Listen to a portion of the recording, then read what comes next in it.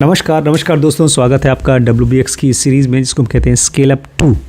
इसमें बिज़नेस को कैसे स्केल किया जाए, बढ़ाया जाए, उसके बारे में हम लोग कुछ लेसन सीखते हैं, आइडियाज़ सीखते हैं, कॉन्सेप्ट सीखते हैं। और जो कॉन्सेप्ट अभी फ़िलहाल हम लोग पढ़ रहे हैं वो है लर्न टू अनलर्न। क्या सीख रहे हैं? Learn to unlearn. और आज के जब चैप्टर है वो लास्ट चैप्टर है इस सीरीज़, इस चैप्टर का, आज का वीडियो। और इसका नाम है सडनली CEO। क्या नाम है?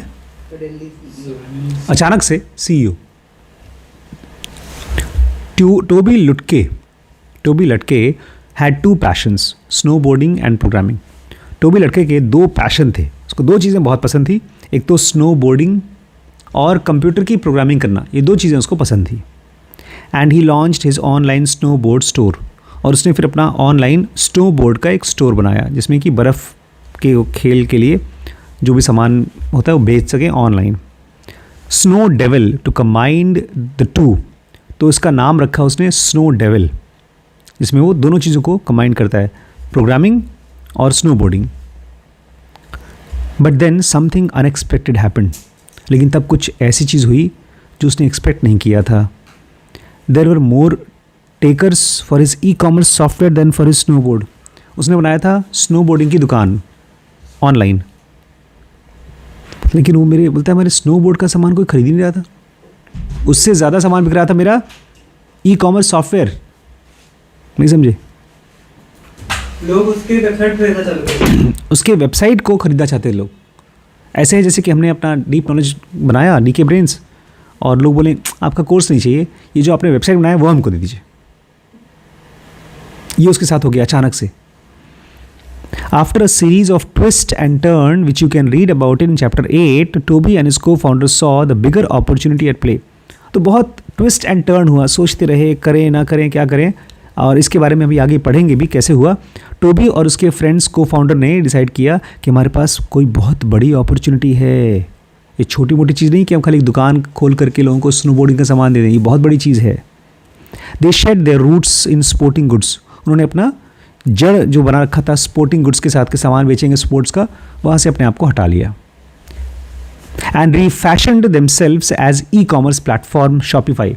और अपने वेबसाइट को नाम चेंज कर दिया और एक ई-कॉमर्स का प्लेटफॉर्म बनाया। शॉप अलग होता है, प्लेटफॉर्म अलग होता है। क्या डिफरेंस है प्लेटफॉर्म में और शॉप में? प्लेटफॉर्म मतलब वेबसाइट प्लेटफॉर्म है जहाँ पे लोग जाएंगे और उस पर सर्च कर सकते हैं, और शॉप में मतलब दुकान में जाना। देखिए, प्लेटफॉर्म में और शॉप में डिफरेंस ये है कि आपने एक तो बना दी दुकान, लोग आएंगे सामान खरीदेंगे, और एक बना दिया पूरा का पूरा मार्केट कि ढेर सारी दुकानें उसमें होंगी, मॉल की तरह। तो ऐसे ही इंटरनेट पर आज तक किसी ने ऐसा वेबसाइट नहीं बनाया था जिसको आप यूज़ कर सके अपनी दुकान बनाने के लिए। शॉपिफाई में आप अपनी दुकान बना सकते हैं। अमेज़ॉन में तो आप अमेज़ॉन के साथ जुड़ करके अपना सामान बेच सकते हैं, लेकिन अपनी दुकान नहीं बना सकते। पूरी ब्रांडिंग होती है अमेज़ॉन की। लेकिन शॉपिफाई में जब आप दुकान बनाएंगे तो आपको पता ही नहीं चलेगा किसी को कि आप शॉपिफाई पे काम कर रहे हैं, वो आपको अपना ही लगेगा। तो उन्होंने बनाया Shopify. But as they started to grow, Toby's co-founder who manage business affairs jumped ship. It just wasn't what he signed up for. और जैसे ही उसने अपना बिजनेस ग्रो होना शुरू हुआ ये शॉपिफाई का, उसका जो दोस्त था, को-फाउंडर था, वो भाग गया। जंप शिप बोलता है तुम्हारे साथ नहीं, मैं कहीं और काम करूँगा। और ये चीज़ टोबी ने, इट वॉजेंट वॉट ही, बोलता है ये इसके लिए थोड़ी हम आए थे तुम्हारे पास, तुम तो सामान बेच रहे थे स्पोर्ट्स का, उसके लिए हम आए थे, वो करो तो हम आएंगे, नहीं तुम जा रहे हैं। ठीक है, उसकी बात भी सही है। अब तुमने अपना आइडिया बदल दिया तो तुम्हारे साथ नहीं है। Toby wasn't sure what to do. अब टोबी को बेचारे को समझ नहीं आ रहा क्या करना है। He didn't see himself as the business guy. वो अपने आप को एक बिजनेसमैन की तरह देखता नहीं था। उसको तो भाई बच्चा था, वो उसका शौक था स्नोबोर्डिंग करना, मौज करना और प्रोग्रामिंग करना। In fact the business side of his company was black box for him. बल्कि जो बिजनेस का साइड था कंपनी का, जहाँ पैसा रुपया लेन देन कस्टमर, उसके लिए ब्लैक बॉक्स था। मतलब कुछ समझ में नहीं आ रहा क्या होगा उसमें, है क्या ब्लैक बॉक्स होता है। हाँ, बट वो कोई ऐसी चीज़ जिसको मैंने जानता ही नहीं हूँ, उसको खोल करके डिकोड करना पड़ेगा। अभी रिसेंटली मैं टेक गाई से मिला जिसके पास अपना 5 साल 6 साल का एक्सपीरियंस है। बल्कि हम लोग अमन को देखते हैं, उसके पास भी 2-3 साल का एक्सपीरियंस है। जो लोग भी टेक में काम करते हैं ना, उनको टेक का ही काम आता है, उनको बिजनेस नहीं आता। जैसे गरिमा खाना बना लेती है, लेकिन इसको मैं बोलूँ कि भाई तुम HR का काम करो, तो नहीं आता अभी इसको। जब नहीं आता तो नहीं कर पाएंगे भाई, तो उसको भी नहीं आता था। To be business people were all kinds of weird people, he says. बोलते मेरे लिए ना, टू बी कहता है जो बिजनेस के लोग थे वो सब वियर्ड, अजीब लोग थे। He says like I don't know what they did. मुझे ऐसा लगता था वो लोग क्या कर रहे हैं मुझे पता ही नहीं है। The real people who carried the show were the engineers, right. बोलता है अरे यार सब बड़े बड़े वेबसाइट चल रहे हैं, इसको चलाने वाले रियल कौन है बताओ। वेबसाइट बनाना और बनाने वाला कौन है? इंजीनियर्स। ये लोग तो पता नहीं आ रहे हैं, आके बोल रहे हैं सामान बेचेंगे। क्या तुम लोग काम कर, मेन काम तो हम लोग कर रहे हैं। इसका ये मानना था कि इंजीनियर्स, यही गूगल भी मानता है कि जो इंजीनियर्स होते हैं वो मेन लोग होते हैं, बाकी सब ऐसे ही एक्स्ट्राज होते हैं। At least that's the way I was thinking back in those days. Chapter का नाम है लर्निंग टू अनलर्न। तो ये बोलता है लुट के, ऐसे ही मैं पहले सोचता था, जिस चीज़ को मैंने क्या किया, अनलर्न किया। Toby spent next 2 years searching for CEO for his fledgling company. उसके अगले 2 साल तक टोबी ने अपनी कंपनी के लिए CEO खोज रहा। भाई मैं तो टेक वाला आदमी हूँ, मुझे CEO चाहिए। 2 साल तक खोजता रहा। Eventually, an angel investor took him aside and told him he would probably never find anyone who would care as much as about Shopify as Toby did. और 2 साल के बाद एक उसका एंजल इन्वेस्टर था जिसने पैसे लगाए थे, उसको साइड में लेकर के बोलता है सुन, तो अपने बिजनेस को बहुत प्यार करता है, कोई CEO आकर के इतना प्यार से इसको रहेगा नहीं, करेगा नहीं, तू ही CEO बन जा, क्योंकि तेरा केयर जितना तू कंपनी के लिए करता है उतना कोई नहीं करता, 24 घंटे तो काम करता है। So Toby the engineer became Toby the CEO। इस तरह से जो टोबी इंजीनियर था बेचारा क्या बन गया, Toby CEO। And now all he needed was to learn how to do the job. और अब उसको बस एक ही काम था कि CEO का काम कैसे करते हैं, बस सीख लो। I started the same way I started everything, he says. बोलता मैंने ठीक वैसे चालू किया जैसे मैं हर चीज़ चालू करता हूँ। I thought okay I have no idea what this is like, I don't know the components of it और shape of it at all, so let's read some books on it. तो बोलता है मुझे कुछ पता नहीं था बिज़नेस कैसे होता है, मुझे बिज़नेस के कंपोनेंट्स के बारे में कुछ पता नहीं था। कंपोनेंट्स मतलब उसके अलग अलग पार्ट्स।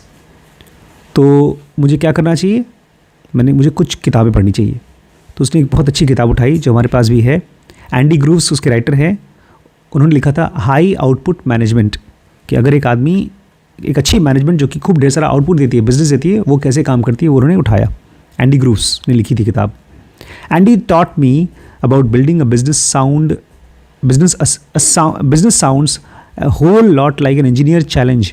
बोलते हैं एंडी ग्रूव्स की किताब को जब पढ़ा तो मुझे ऐसे समझ में आया जैसे कि एक इंजीनियर को सॉफ्टवेयर समझ में आता है, ऐसे मुझे उसने बिज़नेस के बारे में समझाया। And that gave me a lot of hope. और उससे मुझे फिर थोड़ी बहुत हिम्मत आई। I try to divide everything about every problem into smaller problems. जैसे सॉफ्टवेयर में किया जाता है कि वहाँ पर बड़े बड़े कोड्स को लिखने के लिए छोटे छोटे पीसेज में उसको लिखा जाता है। बोलते ऐसे मैंने भी सारे बड़े बड़े प्रॉब्लम्स को छोटे छोटे पीसेज में काट दिया। That way I do it when I design software and took it 1 step at a time. और इस तरह से मैंने एक स्टेप एक समय लेकर करता रहा। The crash course on leadership isn't uncommon for engineers CEOs। तो इस तरह का जो उसने किया ना, इसको बोलते हैं क्रैश कोर्स। थोड़ा बहुत कोई किताब पढ़ ली और CEO बन गया, ये कोई नई बात नहीं है, अक्सर होता है उनके साथ। जो लोग पहले इंजीनियर्स थे बाद में CEO बनते हैं। ड्रॉपबॉक्स फाउंडर ड्रू हॉस्टन, ठीक ऐसे ही एक आदमी था, इसका नाम है ड्रू हॉस्टन, और उसने कंपनी बनाई थी ड्रॉपबॉक्स। ड्रॉपबॉक्स मतलब उसमें आप अपने फ़ोटोज़, अपने ईमेल्स वो सब रख सकते हैं। क्लाउड कंप्यूटिंग कंपनी है। गूगल भी क्लाउड देती है, अमेज़ॉन भी क्लाउड देती है, अब तो वो भी देती है, माइक्रोसॉफ्ट भी देती है, अज़्योर नाम से। समझते हैं क्लाउड क्या होता है? जो भी आपका फ़ोन में फ़ोटो डालेंगे, आप टेलीग्राम में हैं आप, तो टेलीग्राम में आपका डाटा जब यहाँ डालते हैं तो खाली फ़ोन में नहीं होता, वो क्लाउड में जाता है। जो हमारा वीडियोस अपलोड होता है वो अगर हमारे फ़ोन में से या कंप्यूटर में से ख़त्म भी हो जाए तो भी यूट्यूब में होगा। तो यूट्यूब एक क्लाउड है, एक मेमोरी का क्लाउड है, एक बड़ा सा हार्ड ड्राइव है, उसको लोग बोलते हैं क्लाउड, मतलब आसमान में, बादल में है, उसका नाम है। हम लोग SSD में स्टोर करते हैं, तो SSD अगर टूट गई तो गया वीडियो, नहीं क्लाउड में आपका लैपटॉप खत्म हो जाए, सब खत्म हो जाए, क्लाउड में रहेगा। और वो आसमान में नहीं है, क्लाउड कंपनी एक 2-2 4-4 एकड़ की खेत कंप्यूटर्स हैं, और कहते हैं जो हम लोग चैट जीपीटी में एक लाइन सर्च करते हैं, उस एक लाइन को आंसर देने के लिए कम से कम पता नहीं कितना दसियों लीटर पानी बर्बाद होता है, 50 लीटर पानी बर्बाद होता है उस मशीन को चलाने के लिए जो चैट जीपीटी चल रहा है। गर्म बहुत होता है ना वो। तो ड्रू हॉस्टर ने एक ड्रॉप बॉक्स नाम की कंपनी बनाई, हैज़ अ स्मॉलर स्टोरी, उसकी भी ऐसी ही कुछ सिमिलर स्टोरी है। व्हेन ड्रू वॉज 21, बेचारा ड्रू 21 साल का है। तुम लोग कितने साल के हो? मैं बड़ा पापा 20 तुम झूठ बोल रहे हो, 20 के नहीं हो तुम, 2003 में पैदा हुए थे। हाँ तुम 20 के हो गए, बस 1 साल तुम्हारे पास और है। और गरीबा तुम्हारे पास टाइम खत्म हो गया, अब तुम बुढ़ी हो चुकी हो स्टार्टअप चालू करने के लिए। वो on leave from MIT and started an online SAT prep course venture. वो छुट्टी पे था, MIT में पढ़ता था, और उसने एक ऑनलाइन एक टेस्ट होता है, स्कॉलिस्टिक एप्टीट्यूड टेस्ट, जैसे हमारे यहाँ नीट होता है या ऑल नीट IIT का एग्ज़ाम होता है, ऐसे ही एक सैट प्रेप कोर्स का एक उसने वेबसाइट बनाया। ही decided he needed his own prep course on the fundamentals of running a company. और उसको उसने डिसाइड किया मुझे भी ज़्यादा तो आता नहीं कुछ बिज़नेस के बारे में, तो मैं देखता हूँ कि कंपनी को कैसे बनाया जाता है, कैसे रन किया जाता है, इसको हम थोड़ा पढ़ते हैं। Which he taught to himself primarily by reading. और उसने अपने आप को कैसे सिखाया ये सब चीज़? पढ़ के, जैसे हम लोग पढ़ के सीख रहे हैं। Off the top of his head Drew ran rattle off the names of the books that comprise his course of study. और जब उसको पूछा गया कि यार कौन कौन सी किताबें पढ़ के तुम बिजनेस सीखे, तो उसको याद है।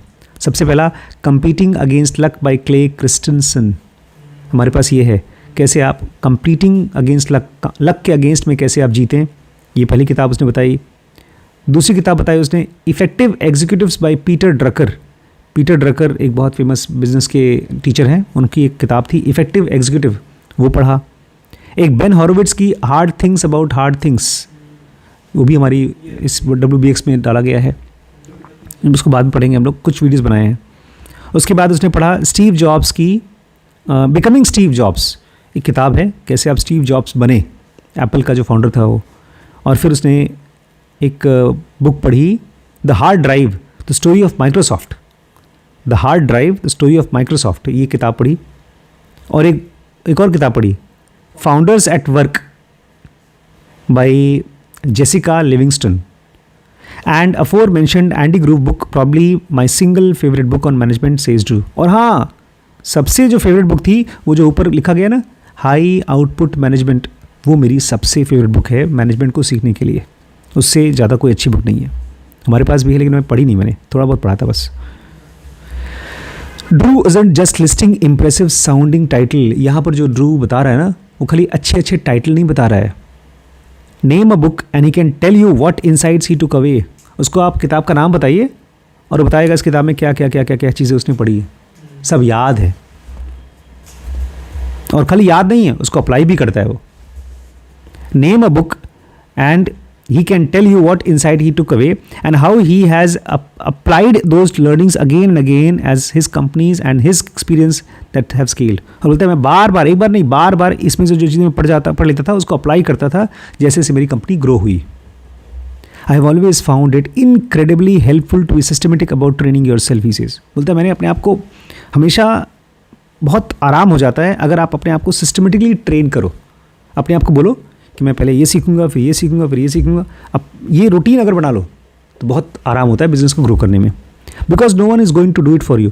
और इसलिए भी क्योंकि कोई और नहीं आएगा आपको बताने के लिए।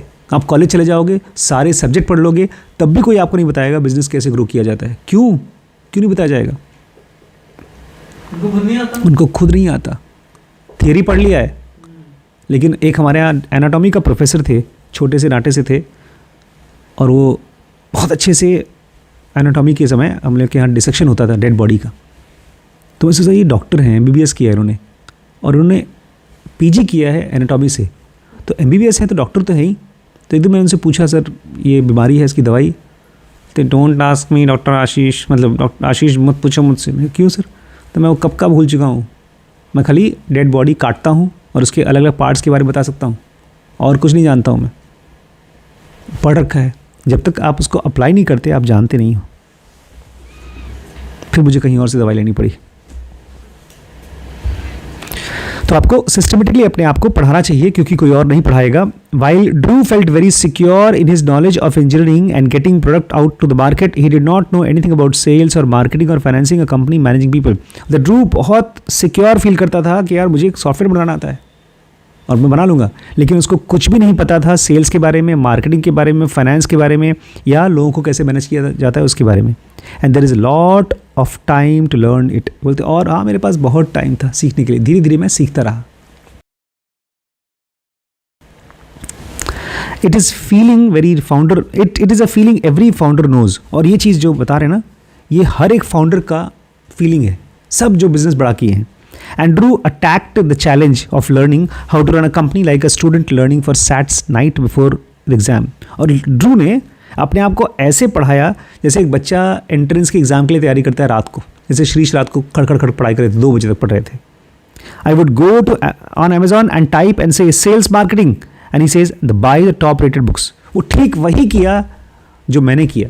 बोलता है मैं जाता था अमेज़ॉन पे, उस पर लिखता था सेल्स मार्केटिंग स्ट्रैटेजी की बुक बताओ, सेल्स की मार्केटिंग स्ट्रैटेजी, और जो वहाँ पर टॉप में किताबें आती थी खट से उनको खरीद लेता था. एंड जस्ट क्रैक देम और क्रैक थ्रू देम. और उसके बाद किताब को चाट डालो, बार बार पढ़ो, हर एक कॉन्सेप्ट को समझो. Then he came across the book he thought could be particularly useful. He just jot down the notes in the margin and the study like textbook. और फिर वो जब कोई किताब उसको बहुत अच्छी लगती थी तो वहीं पर बगल में अपना, जैसे एग्ज़ाम के लोग पढ़ाई करते हैं, उसको नोट्स बनाता था. मेरा एक दोस्त था MBBS में, उसकी किताब इतनी गंदी थी, सब गुजराती में लिखा होता, उसको इंग्लिश नहीं आती थी, तो जो वर्ड उसको नहीं आता था उसका मीनिंग गुजराती में लिखता था उसमें. पता है वो कहाँ है अभी? US में. जेल. वो नहीं, वो तो दूसरा था. वो US में है, बहुत बड़ा डॉक्टर बन गया है, प्लास्टिक सर्जन बन चुका है वो. बोलते हैं और ये चीज़, ये क्वालिटी मैं चाहता हूँ मेरी कंपनी में जितने भी लीडर्स हैं उन सबको पता चल जाए, वो सब सीख ले जो मैं सीख चुका हूँ. He and his team pick up a book to read for their leadership team offset every quarter. बोलते हैं हम लोग अभी भी, इनकी बहुत बड़ी कंपनी हो चुकी है, लेकिन मैं और मेरी टीम एक किताब उठाते हैं एक क्वार्टर में, 3-4 महीने में एक किताब को हम लोग ख़त्म करते हैं. And for a larger offset that takes place twice a year. और इस तरह से हम लोग हर साल 2 बार करते हैं. कोई अच्छी सी बुक को खूब अच्छे से पढ़ना और डिस्कस करना और उसको अप्लाई करना अपने बिजनेस में. तो जब ये कर रहे हैं भैया ड्रॉपबॉक्स के फाउंडर, तो हम लोग क्यों कुछ नहीं कर रहे हैं ये चीज़? कितने बुक्स पढ़ते हैं हम लोग साल में? 1 या 2. इसको ध्यान रखिएगा. मैं तो भैया अपने 4-5 किताबें पढ़ लेता हूँ इसी बहाने, वीडियोस के बहाने. आप नहीं पढ़ती Garima. You should read some good book. Should become your blood, bones, muscles, खट से दिखना चाहिए. ठीक है, कल से नया चैप्टर चालू होगा, बहुत मज़ेदार चैप्टर है. उसका नाम है watch what they do not what they say. Watch what they do, देखो वो क्या बोल रहे हैं उसको मत सुनो, क्या कर रहे हैं उसको देखो.